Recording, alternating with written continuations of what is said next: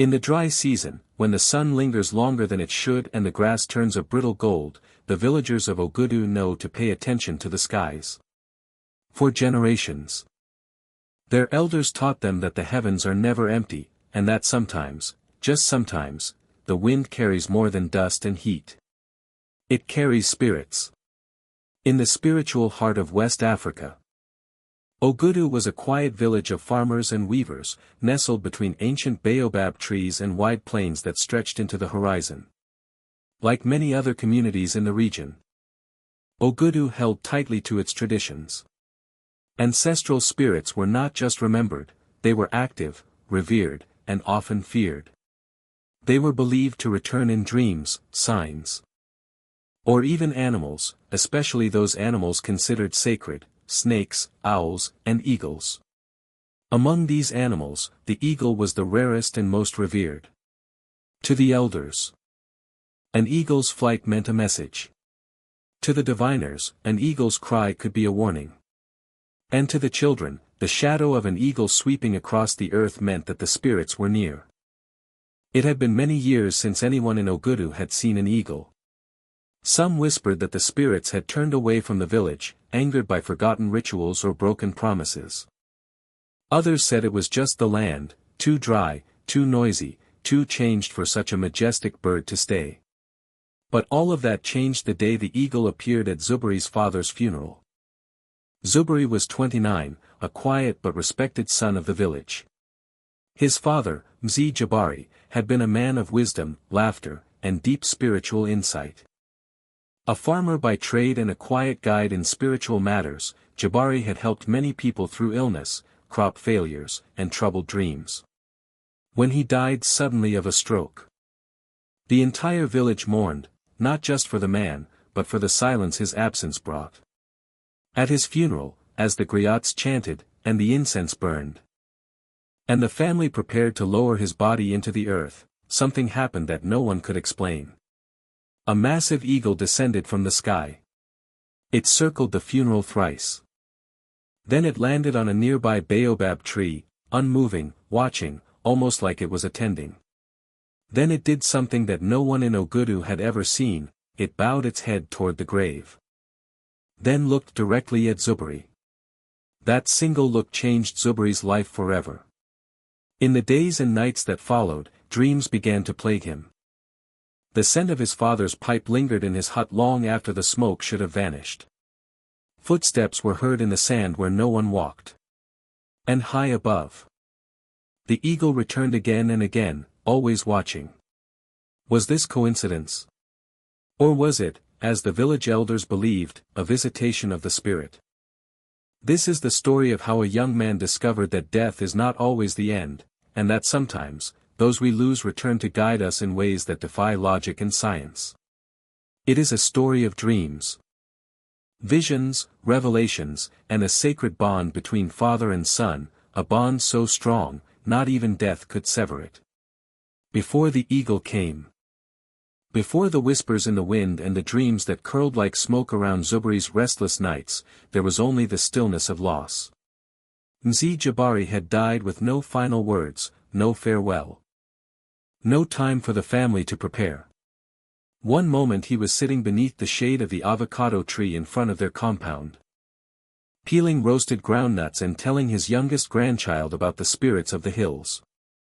The next, he clutched his chest, let out a deep breath, one final shaking sigh, and collapsed into the dirt. He died with his mouth open and his eyes looking upward, as if already seeing something far beyond the mortal world. Zuberi was not present when it happened. He had been in the next village, helping to construct a clay oven for a cousin's wedding feast. The news reached him by a barefoot boy running the dusty road with a breathless voice and wide, frightened eyes. "Come home," the boy said, panting. "Your father, he has fallen." Zuberi did not ask questions. He dropped his tools, ignored the questions of the villagers around him, and ran.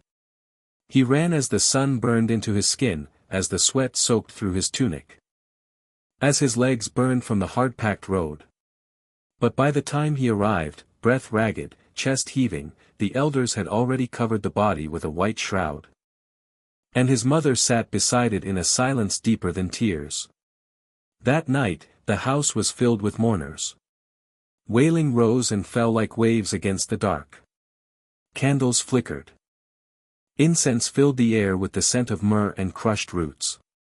But Zuberi sat apart from the crowd, beside the covered body, and stared at the outline of his father's feet beneath the cloth. He didn't cry. Not then. The shock was too hard, too thick to cut through. He only remembered the last words his father had spoken to him 3 days earlier: "Zuberi, do not ignore the dreams. They will become stronger. The spirits do not forget their own." At the time, Zuberi had only nodded, distracted by the chores of the day. He hadn't asked what dreams. He hadn't followed up. And now it was too late. Jabari had been a man of strange sayings.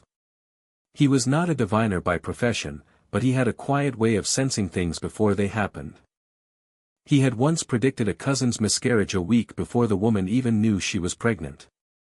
He had warned a neighbor not to travel across the river before the great flood washed away the bridge. And he had told Zuberi, years ago, that one day he would see the wind move with eyes, a phrase that Zuberi never understood. Yet Jabari was not feared, nor was he treated as some mysterious seer. He was known more for his patience, for the way he planted yams in curved rows that always yielded more than others, for the songs he hummed under his breath.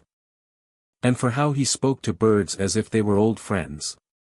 When he laughed, his whole body laughed. When he sat in silence, the entire courtyard would follow suit, as if silence had become sacred. He was not a rich man, nor a famous one. But his presence was a kind of wealth, a spiritual grounding that many relied on without realizing it. Zuberi had grown up in that presence like a tree growing in soft soil. He remembered long walks with his father at dusk. The two of them carrying bundles of firewood and talking about everything, about why the moon followed them, why ants never sleep, why some trees bleed when cut. Jabari always had a story. And each one was infused with the voices of ancestors. "This tree," he would say, patting the bark of an old Irako, "has watched our family for 5 generations.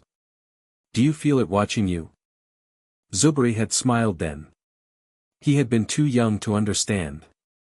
Now, as he sat beside his father's still body, those memories wrapped around him like cloth, warm, heavy, and impossible to shake off. The funeral was arranged quickly. According to tradition, a good man must be buried swiftly, lest his spirit wander and become unsettled. Elders from nearby villages came. The diviner, Olembi, prepared the ground with prayers and chicken blood, sprinkling it in a circle before dawn. The women wailed. The men stood in silence. Drums beat slowly, like a heart growing weak. Zuberi dressed in white, the morning color, and carried the staff his father had carved for him on his 21st birthday. He watched as the body was lowered into the earth, wrapped in cloth. Face painted with ancestral symbols, the same symbols his grandfather had worn when he died. And then came the eagle. It was not like the birds they usually saw, the brown hawks that circled above the fields, the crows that gathered near the market's trash heaps. No, this eagle was massive. Larger than anything Zuberi had seen before. Its wings seemed to block the sun. Its feathers shimmered gold and copper in the light. It circled 3 times, perfectly silent. Then it landed atop the baobab tree at the edge of the burial ground. Everyone stopped. Even the children grew quiet. The drums faded. A hush fell upon the entire gathering, thick and reverent. Then the eagle looked down. Its eyes scanned the crowd slowly, not like a bird searching for prey, but like a father surveying his family. When those eyes locked on Zuberi, he felt a jolt in his chest, not fear, but recognition, like a voice whispering inside his mind, calling his name without sound. The eagle tilted its head. Then, in a slow, deliberate motion, it bowed, not to the crowd, but to the grave. The elders gasped. Some fell to their knees. Olembi dropped his staff. And just as silently as it had arrived, the eagle leapt into the air and soared into the sky, vanishing into the burning light. No one spoke for several minutes. It was as if time itself had paused. Later that night, the village buzzed with murmurs. Some said it was a sign of great honor, that Zuberi's spirit had ascended and returned in the form of the sacred bird. Others said it was a message, that something had been left undone. A few even believed the eagle was no symbol at all, but the father himself, returned to watch over his son. Zuberi said nothing. He only stared into the fire, unable to sleep, his mind turning like the wind. That night, he dreamed not of his father, but of flying, high above the village, the rivers, the hills, with feathers stretching wide and the earth small beneath him. When he awoke, there were feathers on his doorstep. And from the branches of the avocado tree, a shadow watched. The morning after the eagle's appearance, the village of Ogudu awoke in a strange, quiet mood. Children who usually played and shouted near the wells did so with hesitant voices. Old women fetching water looked to the sky more often than usual. The baobab tree where the eagle had perched was surrounded by small offerings, bits of kola nut, cowrie shells, strips of white cloth, placed by those who believed the spirit had revealed itself there. Even the dogs of the village, usually restless and loud, moved more slowly, their tails lowered, ears twitching at sounds others could not hear. But no one felt the shift more deeply than Zuberi. He had not spoken to anyone about the feathers. 3 of them had been placed neatly in front of his hut's entrance, long, curved, and unlike any he had ever seen. Their shafts were strong, their edges shimmering faintly like burnished bronze. He picked them up carefully, as if they might vanish at the slightest touch. They were still warm, as though left moments before dawn. He held them in his hands and stared for a long time. Part of him believed it could not be real, some coincidence, a prank by mischievous boys, or a natural event given unnatural meaning by a grieving mind. But then he remembered the eagle's eyes. The way it had bowed. The way it had looked directly at him, and only him. He remembered the way his heart had jumped. Not out of fear but of something deeper, as if an invisible door had opened between the living and the dead, and he had been pulled through it. That night, the dreams began. It started simply. Almost subtly.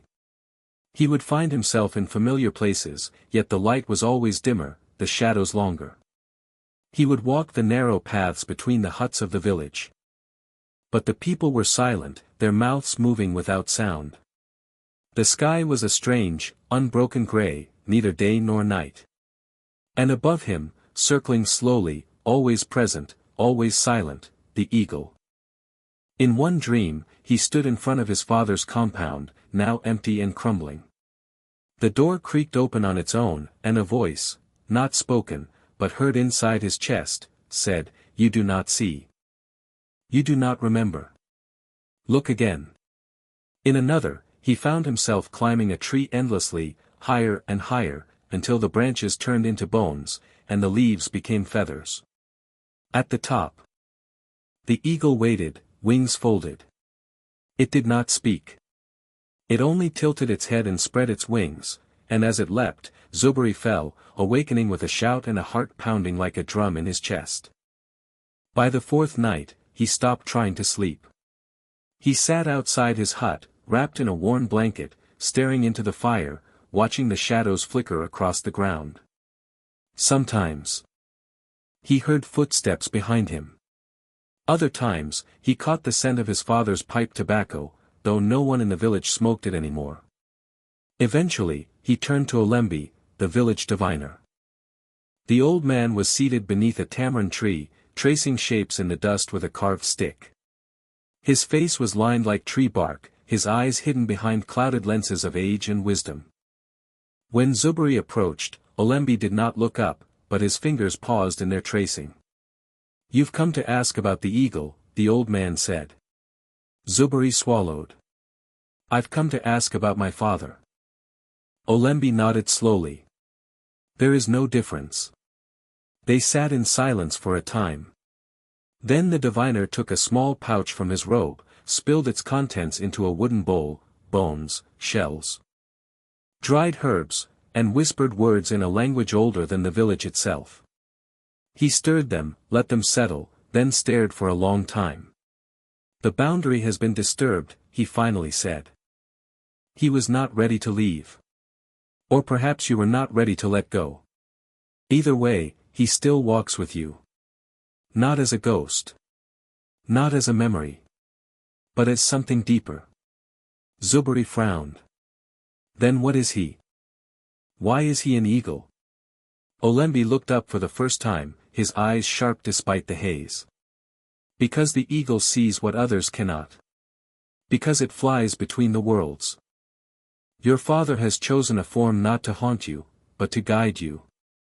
Guide me where? Zuberi asked. Olembi smiled faintly. That, you must find for yourself. But know this. The eagle does not waste its wings. If it returns, it is for a reason. That night, Zuberi did not dream, not in the way he had before.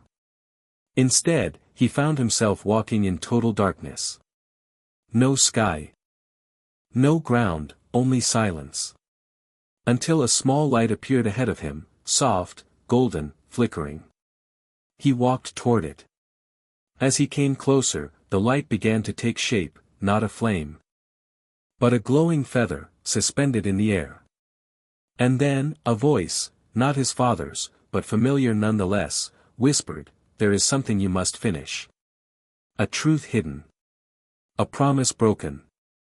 He awoke gasping for air, sweat pouring from his body. The feather from the dream lay beside him. He did not question how it had gotten there. The next morning, he began to search. He returned to his father's house, now sealed, dust-covered, quiet. He walked through the rooms slowly, touching the old wooden masks on the walls, the calabashes stacked in the corners. The dried herbs still hanging from the ceiling. Every object carried a memory. Every shadow looked like his father waiting to speak. Then, in the back room, a place his father rarely let anyone enter, he found a chest. Heavy. Locked. The key was long gone, but Zuberi broke it open with a hammer and a whispered apology. Inside were books. Old, frayed journals, bundles of letters tied in string, diagrams of sacred symbols drawn with care. His father had kept records, of rituals, of visitations, of dreams. He had studied the spirits quietly, documenting signs and messages from beyond. One journal, dated 10 years earlier, was titled, "Flight Between Worlds." Zuberi opened it. The first page read, "If you find this after I have gone, it means the wind still moves through you. You are not just my son, Zuberi. You are my witness. And soon, you must become my voice." His hands trembled. For hours, he read. His father had known his death would not be the end. He had sensed something unfinished, a spiritual obligation that he could not complete while alive. He wrote of a vision, of a time when the village would forget its ancestors, when the rituals would fade, and the spirits would fall silent. He believed that Zuberi, not a priest, not a diviner, but a son of both earth and air, would be called to remind them. And the eagle, he wrote, would be the sign. At dusk, Zuberi stood atop the hill behind the village, journal in hand. The feathers tucked into his belt. The wind howled gently. The sky burned orange. And there, soaring from the horizon like a fire in flight, the eagle came again. It circled once, then twice. And then, with a cry that echoed through the sky, it descended. Zuberi stood still. This time, he was not afraid. The eagle landed 10 paces away, staring at him. Zuberi dropped to one knee and whispered, "I see you now, Baba. I'm ready." The eagle bowed. And the wind answered. The days that followed passed like a slow-burning fire, steady, glowing, intense. Zuberi moved through the village with a new stillness in his eyes, the kind that people noticed without understanding. The children stopped chasing him through the fields. The elders began to nod at him with knowing glances. Even the animals seemed to pause when he walked past, as if they too sensed the change in the air around him.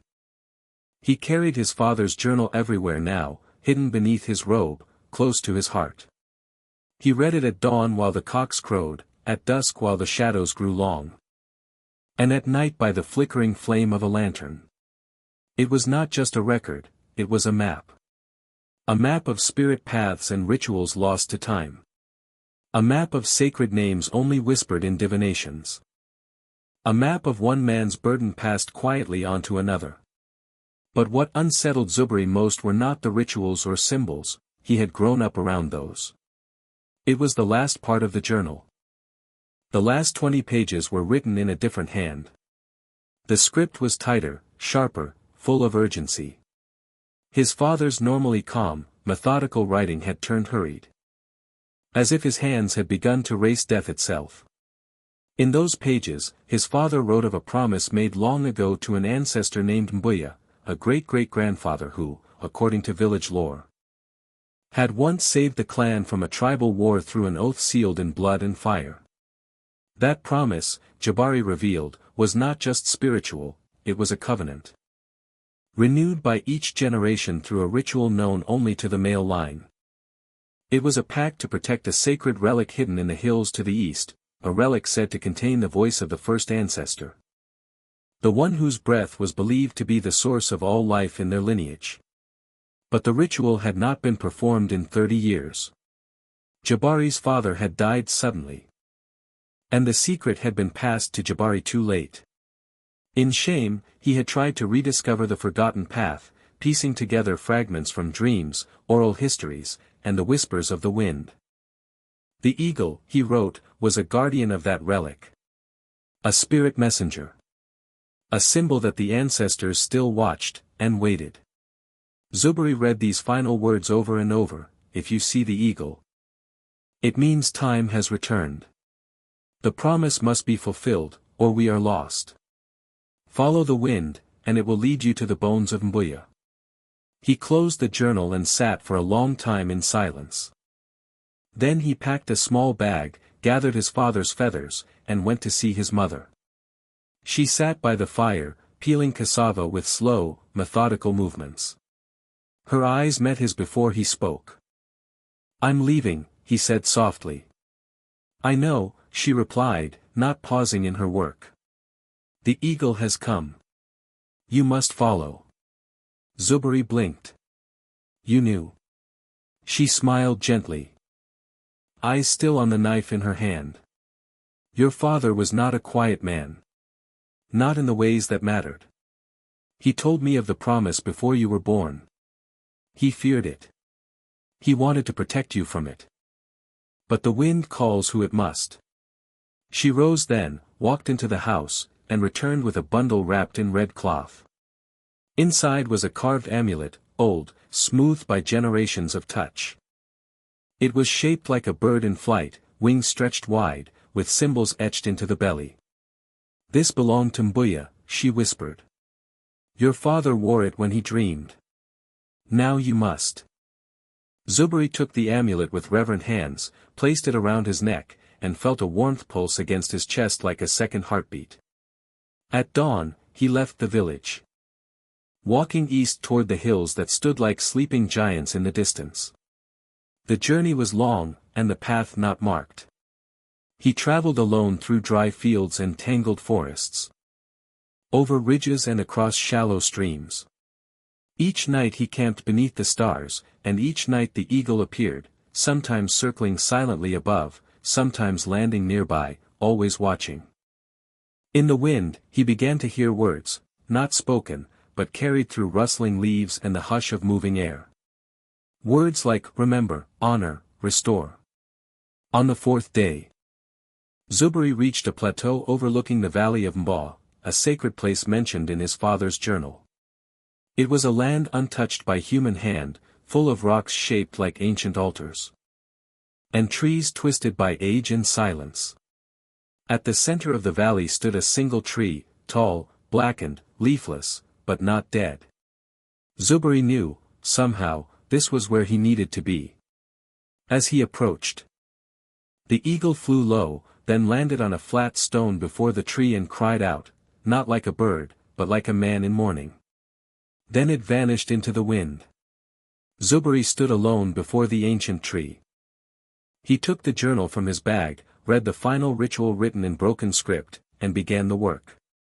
He marked the ground with lines of white ash, chanted the names of ancestors from memory, placed the feathers in a circle, and anointed the tree's trunk with oil made from the seeds of the kola nut. Then he knelt, placed his father's amulet on the ground, and whispered, "I have come to fulfill the promise. I do not know the full truth, but I am willing." The wind stopped. The birds fell silent. The earth trembled. And then, from beneath the roots of the tree, a low hum began to rise. It was not sound, it was a vibration that entered through the soles of Zuberi's feet and traveled through his bones, into his heart, into his memory. He saw flashes, images of Mbuya standing tall with fire behind him, of blood mixed with ash, of a spear lifted to the sky and a voice declaring unity between the living and the dead. He saw his father weeping beside this very tree, praying for forgiveness. And then he saw himself, not as he was, but as something greater. A link in a long, unbroken chain of souls. When the vision faded, the roots of the tree split, revealing a small stone box, cracked, ancient, bound in twine made from bark and bone. He opened it. Inside was a smooth black stone, warm to the touch, pulsing faintly with light. As he held it, the wind returned, strong, swirling, singing, and from it came a voice. His father's voice. "Zuberi. My son. My witness. You have remembered what I forgot. You have spoken what I could not. The promise is whole again." Tears ran down Zuberi's face. He pressed the stone to his chest and whispered, "You are not gone. You are with me."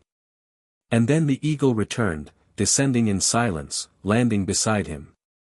It looked at him with eyes that were not just animal, but ancestral. Then it lifted its wings, let out one final cry, and leapt into the sky. But this time, it did not vanish. It soared with purpose, circling the valley once, then flying east, toward the horizon. Zuberi stood, holding the stone, and followed. The eagle flew ahead of him like a compass made of light and memory, cutting across the sky in long, graceful arcs. Zuberi followed on foot. The relic stone clutched tightly in his hands, its warmth growing with each step.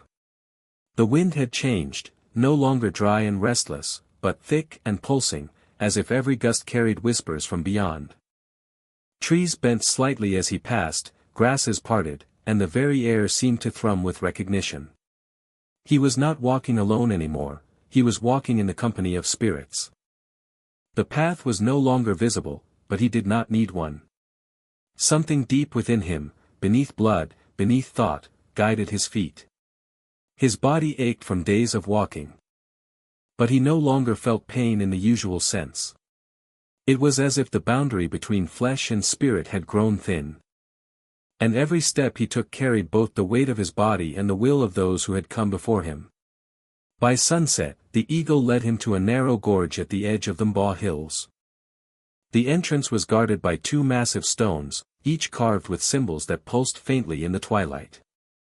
Spirals, eyes, open palms, wings. Zuberi paused before them, heart pounding.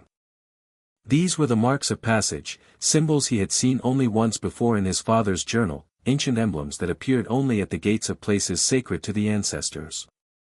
He stepped between them and the wind ceased entirely. Inside the gorge, time seemed to collapse. The air grew cool and heavy, not with danger, but with sacredness. The walls of the gorge narrowed into a winding path, lit only by bioluminescent moss that glowed in streaks of blue and green. Zuberi could hear his own breath, slow and deep. echoing against the stone like waves against a distant shore. The relic stone throbbed softly in his hand, as though alive. After what felt like hours, or no time at all, he emerged into a wide, hidden valley. It was the most silent place he had ever stood in. In the center of the valley stood a structure, not a building, but a circular formation of tall stones, each inscribed with glyphs that shimmered as if alive. In the middle of the circle rose a single altar, shaped like the body of a bird, wings stretched upward, mouth open to the sky. The sanctuary of Mbuya. Zuberi stepped forward, suddenly aware that the eagle was gone. He was alone. No sounds, no wind, not even the buzz of insects. Only stillness. And yet, the moment his feet touched the circle of stones, something ancient awakened. The earth sighed. And then the altar sang. It was not a melody, but a vibration, a deep, resonant hum that traveled through the soles of his feet and into his chest, into his bones. The symbols on the stones flared with golden light, and one by one, the air filled with shapes, spirits. Faint as smoke yet sharp as memory, rising from the glyphs like voices from a drum. Zuberi stood frozen, watching as dozens, perhaps hundreds, of ancestral spirits formed a wide circle around the sanctuary. Some were tall and regal, adorned with feathers and beads. Others were wrapped in cloth. Faces hidden, bearing staffs or drums. Their eyes glowed with the quiet, eternal fire of those who see without blinking, who wait without aging. And then, from the altar itself, a final spirit emerged. It was Jabari. But not as Zuberi remembered him, not the aging man who smiled with creases in his face, who sat beneath avocado trees and told stories with dusty hands. This spirit stood tall, proud, vibrant. His body glowed with a soft bronze light, his robe whipped gently by unseen wind. His eyes, clear, whole, locked with his son's.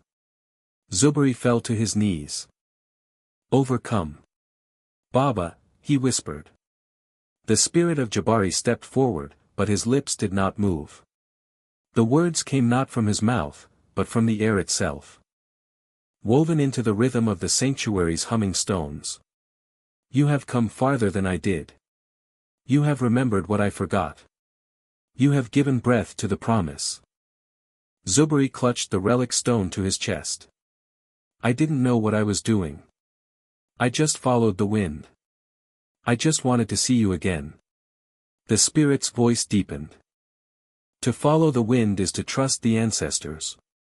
To walk with no path is to walk the way of the spirit. You were chosen, not because you are perfect, but because you are willing. You have done what I could not. You have brought the voice back. Suddenly, the altar pulsed, and the relic stone in Zuberi's hand grew hot. The glow from its core spilled out, casting radiant light onto the altar. It began to lift from his palm, floating in midair. Zuberi stepped back as the stone hovered above the sanctuary, spinning slowly, growing brighter, until it burst into a sphere of flame and shadow. From that light came a breath, not wind, not sound, but a living exhalation that swept across the entire valley. Trees bent under its force. The ancestral spirits raised their hands. Zuberi stood frozen, his heart wide open, as the breath entered his chest. And then he saw. He saw Mbuya at the height of war, raising a spear against chaos, sealing a promise in fire and blood. He saw his descendants, generation after generation, performing the ritual with song and stone. He saw the moment the ritual stopped, how silence spread like rot, how the land grew dry, how the spirits began to fade. And now, he saw the promise renewed. The wind returned in a mighty rush. The eagle's cry echoed through the sky. And Jabari, still glowing, reached toward Zuberi. Take the breath, he said. Carry it back to the people. Remind them that we are never gone. Remind them that the dead do not sleep. We only wait. Zuberi opened his arms, and the breath flowed into him like fire, like water, like home. His body shuddered, but he did not fall. His skin glowed, his eyes burned with light. And when the breath settled inside him, he knew what he was now. A vessel. A messenger. A bridge. The spirits bowed one by one. And faded into the stones. Zuberi was the last to remain. He looked at his son with pride so deep it seemed eternal. "I am with you," he said, "in every wind that touches your face." Then he vanished. The eagle returned one final time, landing beside Zuberi. It looked at him, not as a father, not as a bird, but as something beyond words. Then it turned and flew west, toward the village. Zuberi followed. He did not run. He walked with the wind behind him. When Zuberi returned to Ogudu, the sky was heavy with clouds. The kind that gathered like watchers, thick, unmoving, and full of memory. The village, once a place of sun-bleached roofs and slow mornings, now felt strangely small. As if it had shrunk in his absence. The familiar paths between huts, the murmur of distant goats, the scent of groundnut stew in the air, all of it remained the same, but he was not the same. The wind followed him like a cloak. The ground seemed to hum beneath his steps. People emerged as he walked. They didn't greet him as they once had, with teasing, with questions, with open laughter. Now they stood in silence. They watched with reverent eyes. Children clung to their mothers' skirts, whispering. Elders rose from their stools, leaning on canes. Their brows furrowed with recognition that defied logic. Zuberi said nothing. He wore the amulet of Mbuya against his chest, glowing faintly beneath his robe. The relic stone had changed. It no longer throbbed with heat but pulsed gently with light, like the beat of a sleeping heart. His face was thinner, marked by the road, but his eyes held something new.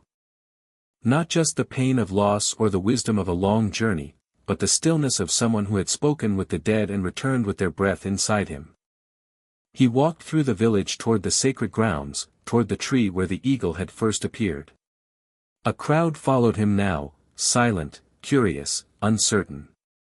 His mother stood at the edge of her compound, tears slipping down her cheeks, though she did not weep aloud. She simply nodded. She had known he would come back different. And then, as he reached the tree, the wind began to move. It came softly at first, like a whisper through dry grass. Then stronger, pulling at clothes and hair, sweeping dust into the air in spirals.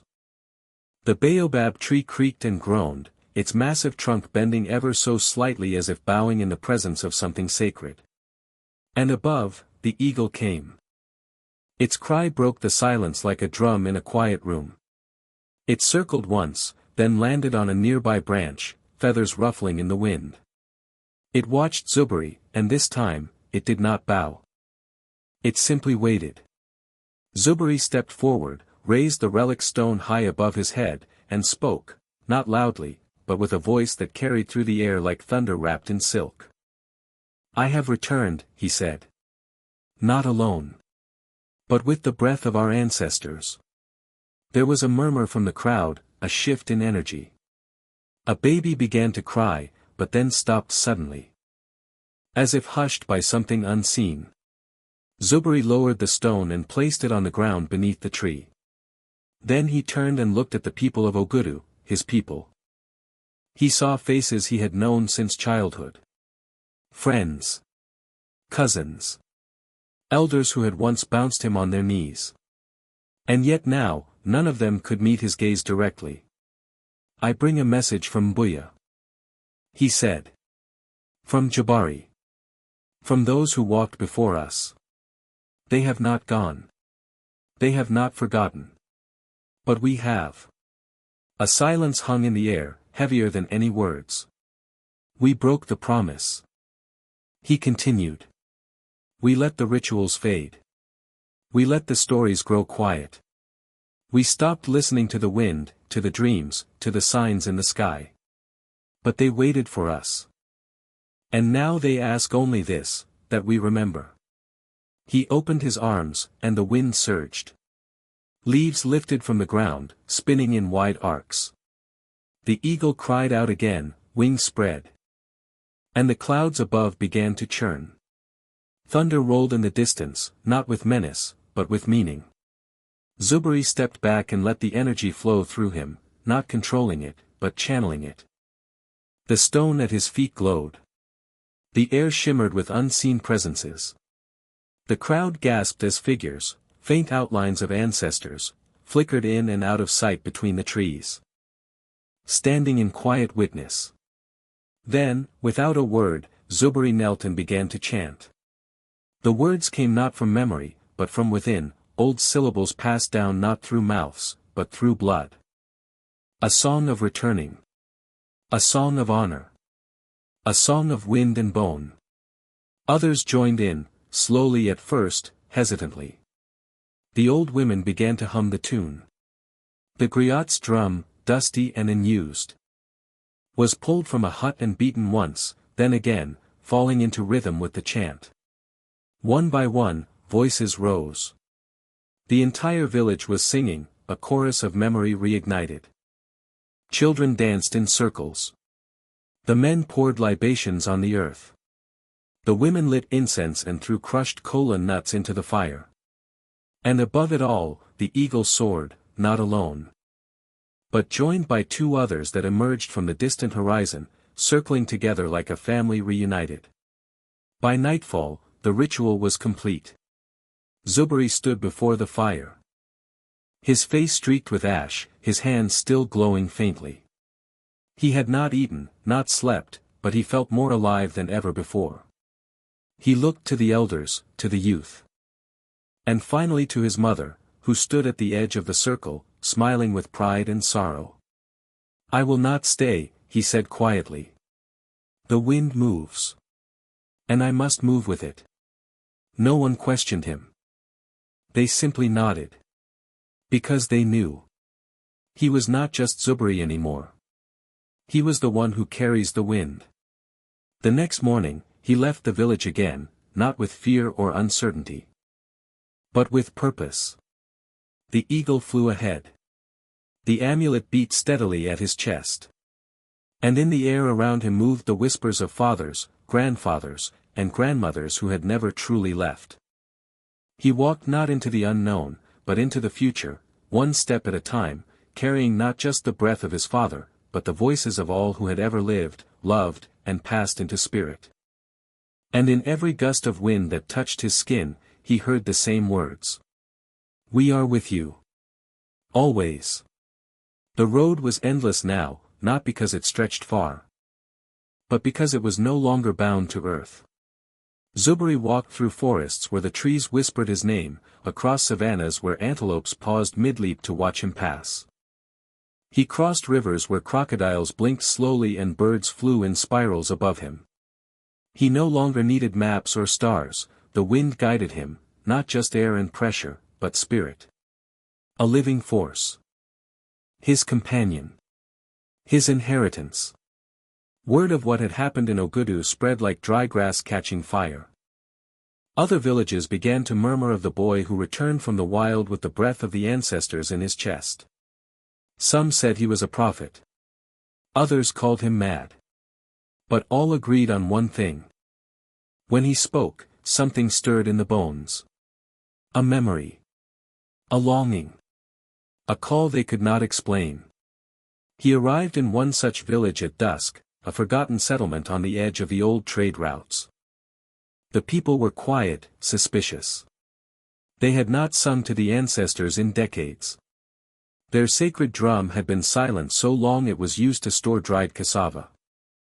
Their sacred tree had been cut down to make space for a road that never came.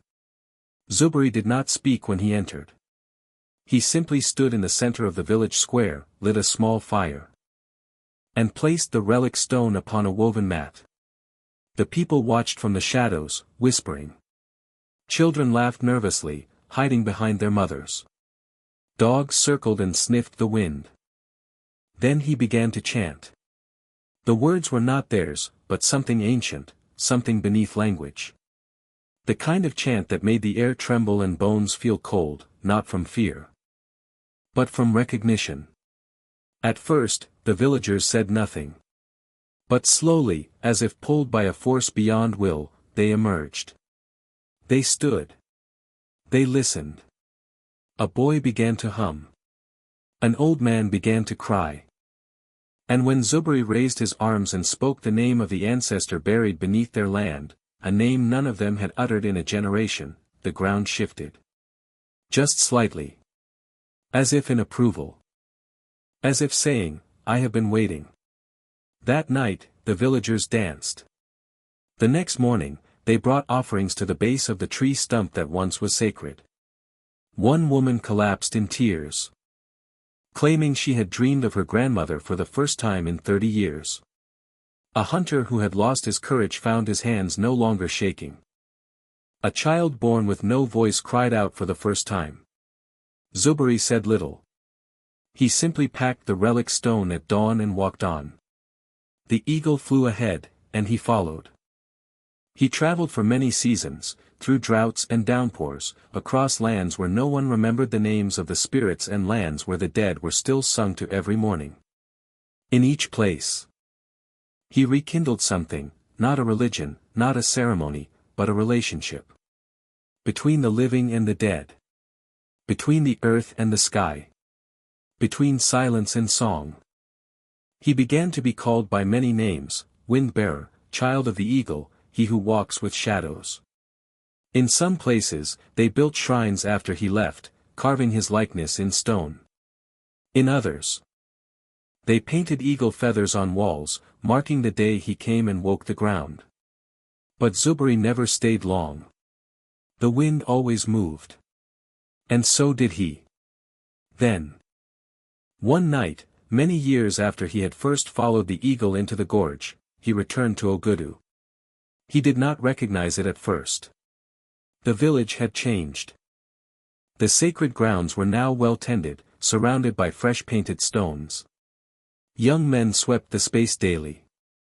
Children played beneath the baobab, telling stories of ancestors like they were superheroes. The griot had a new drum, carved from the wood of the oldest tree still living, and the songs he sang now carried stories of Zuberi himself. Though he only half believed them. When he arrived, no one knew who he was. His face had aged. His beard was long, his eyes sharper than before but quieter too. He had become more spirit than man. But his mother recognized him. She emerged from her hut, slower now, her hair completely white. She looked at him once, long and full, and then simply opened her arms. He knelt before her. "My child," she said, placing a hand on his head, "you never left me." He stayed only one night. At dawn, he climbed the hill behind the village, where the first signs of sunrise touched the grasses. There, he sat in silence, the relic stone in his hands, listening. The eagle came again, older now too, or perhaps it had always been old. It landed beside him, and the two watched the world unfold. "I have done what I can," Zuberi said aloud. The eagle blinked. "Is it enough?" he asked. A gust of wind answered. It came from the east, soft but strong, full of warmth. It moved across the valley, bending trees, lifting dust, and rustling every leaf in the sacred grove. The kind of wind that carries voices. The kind that never comes by accident. Zuberi smiled. He stood, turned to face the wind, and let it lift his robe. The eagle rose beside him, wings stretched wide. For a moment, they stood as one, man and bird, flesh and feather, breath and sky. Then, with no more words, Zuberi walked toward the edge of the hill. And vanished. Some say he walked into the wind and became part of it. Others claim the eagle carried him to the spirit realm. Still others believe he continues walking, from village to village, awakening those who have forgotten, reminding them to listen, to dream, to speak to the dead not with fear, but with love. No one knows for certain. But whenever the wind rises suddenly in the late afternoon, warm and full of song, the people say, "He has returned." The one who carries the wind still walks among us.